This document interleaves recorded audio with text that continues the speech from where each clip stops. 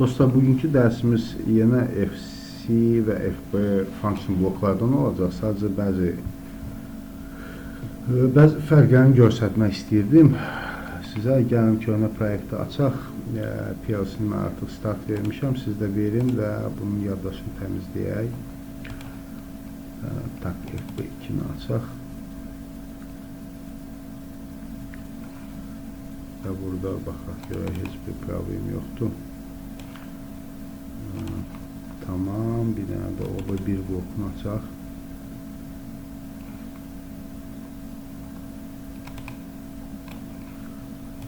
Və yükləyək bunu PLC-yə. Yes.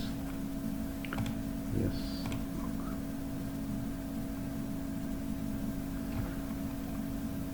Tamam, yükləndi və bir dənə ram edək.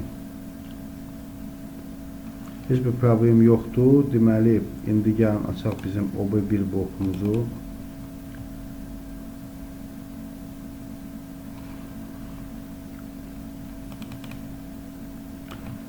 Və burada nə edirik dostlar? Burada deməli, gəlin bir dənə yoxlayaq. Baxaq görək bizdə normal işləyir. Düzdür, keçən dərsdə yoxladıq, amma bir də yoxlayaq. MV20 və MV22. MV22. Və buraya yazaq 13. Burada yazaq 15. Enter. Bəli, dəyişdi dostlar. İşləyir deməkdir. İndi biz nə edirik? İndi keçək deməli belə. Burada bir test papkası yaradaq. Test deyəndəki əlavə edirik S7 proqramsı bura və adını qoyaq test. Və keçək simulator moda, online moda. Keçdik online moda, test papkasına gələk. Burada görürsünüz artıq New Suitable Station 192, 168 0.1. Enter. Ok. Burada artıq OB bloku var. Biz OB blokun üstünə sağ düyməni basıb PLC Upload to PG yazırıq və Yes düyməsini basırıq və çıxırıq online moddan. Sonra gəlirik deməli test papkasının özünə və burada OB bloku açırıq. OB bloku açılanda belə bir sətir gələcək, ok düyməsini basa bilərsiniz. Burada problem yoxdur və bizdə belə bir kod açılır. Bu deməli bizim function yaradılması blokudur və bu bizim function blokunun yaradılma kodudur. Fərqləri belə yazıda da görürsünüz və gəlin biraz bunu izah edeyim sizə. Burada birinci nə baş verir? Fikir versəz, birinci deməli bizim ədədlərdən yazılır. Deməli, üzr istəyirəm dostlar. Burada deməli bu hissədə bizim function blok çağırılır. Bu hissədə isə 10 rəqəmi yazılır bizim steka. Və ondan sonra aşağı düşdükcə görürsünüz, bu PL işarəsi nə deməkdir? Bu deməkdir ki, biz harasa pointer yaradırıq və pointerdan artıq biz nəyi çağıracağıq? Biz çağırırıq bizim ünvanı. Onu artıq referensdən çağıracağıq. İndi paintdə qısaca onu yazacağım sizə. Hə dostlar, burada bir şey də göstərim sizə. Bu 10 rəqəmin yazılmasıdır. Yəni L1-ci steka yazılır və stekdən sonra lokal stekin içində 21-ci ünvana yazılır. Biraz pointerdən danışım sizə bir dəqiqə, mən də burada deməli. Pointer belə bir şeydir dostlar. Deməli siz yazanda yazırsınız ki, məsəl üçün də hər hansı bir ədədi, biraz C dilindən danışacağım və int x bərabərdir 5. Bu kompilatora nədir? Bu deyir ki, kompilator daha doğrusu da bundan sonra, bu yazıdan sonra nə edir? sizin yaddaşda bir yer ayırır. Məsəl üçün ona verir adresi, belə götürüldü. Orada 4000-dən başlayırdı lokalda. 4000 məsəl üçün 001A. Və bura o 5 ədədini yazır. Ondan sonra siz hər dəfə X-i çağıranda yenidən müraciət eləyir bura və 5 ədədini götürür.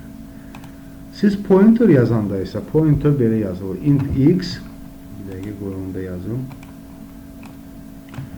Int Y, üzr istəyirəm, Y bərabərdir X. Bu o deməkdir ki, siz Y-in içinə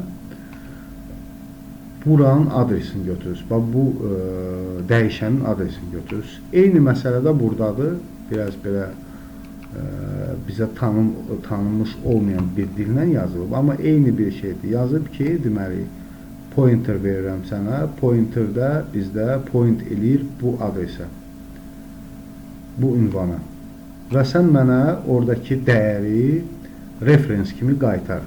Eyni bu pointdəki kimi. Bu dəyəri, burada olan dəyəri mənə, bu adresdə olan dəyəri mənə referens kimi qaytar. Referens deyəndə ki, referensdən istifadə edib oradakı dəyəri götürürük. Və keçək dostlar, deməli, aşağıdakı bloka, yəni function bloka. Function blokda bizdə nədir? Function blokda biraz məsələ fərqlidir. Biz xüsusi registrdən istifadə edirik. DI registridir. Registrlər bizdə nədir? Registrlər kim mikrokontroller proqramlaşdırılmasına məşğul olubsa, ya da hansısa funksiyalar yazıb, hansının ki içində pointer var. Məsəl üçün, adətən sort funksiyasında yazırlar ki, onu siz istəyirsiniz ki, sort olan ədədin yüksəlməyinə yaxud da azalma ilə sort eləyəsiniz, yəni düzləşdirəsiniz. Onda, məsəl üçün, funksiyanı yenidən yazmırlar. Sadəcə o funksiyanın içində bir funksiyada olur, ona yəni başqa funksiyanın adını göndərirsiniz. Yəni, ya bunu yüksəlməklə mənim üçün sort elə, ya da azalma ilə düzləşdir. Burada fərq nədədir? Burada fərq ondadır ki, deməli, bu function block çağırmamışdan qabaq, FB2-dir bizdə, bütün dəyərlər artıq local stack-in içinə yazılır. Bütün adreslər yazılır və ondan sonra bu blok çağırılır. Və hansı, deməli, data bloklardan burada istifadə olunur, ona baxmaq üçün gəlin biz, deməli, bizim function bloku OB blokunu çağıraq. Yenidən, bir dəqiqə yox, birbaşa bura keçsək.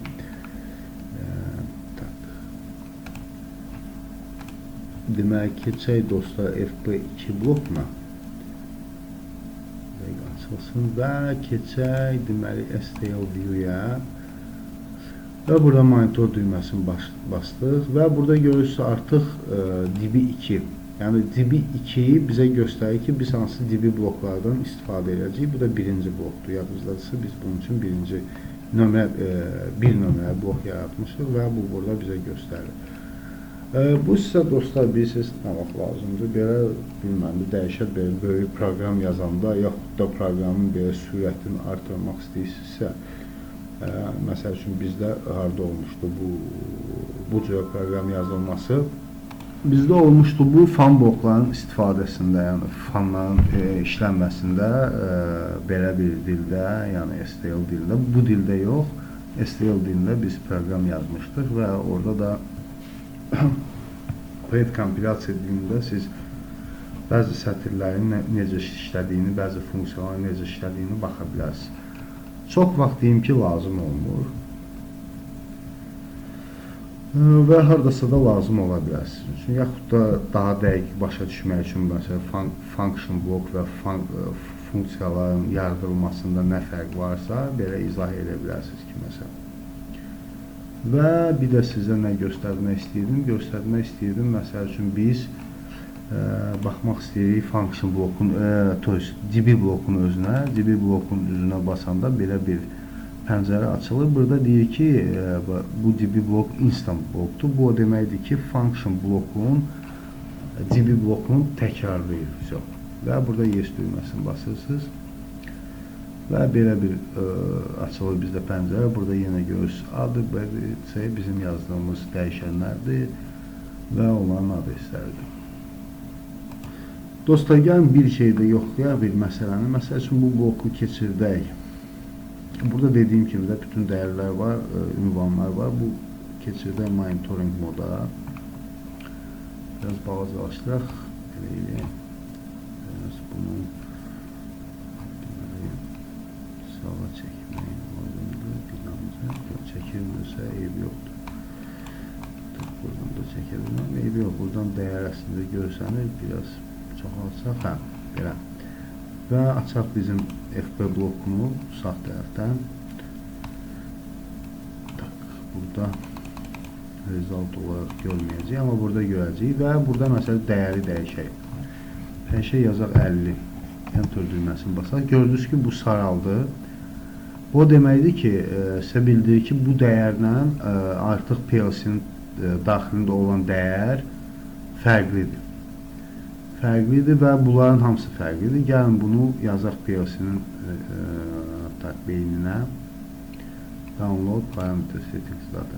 Və gördünüz dəyişdi. Və gəlin bu dəyərlər və rezultat da dəyişdi. Gördünüz artıq result da dəyişdi bizdə. Nəticə də dəyişdi. Gəlin bunu 70 və yenidən enter basaq. Yenidən dəyişdi və yazsaq. Gördünüz ki, burada da dəyər dəyişdi.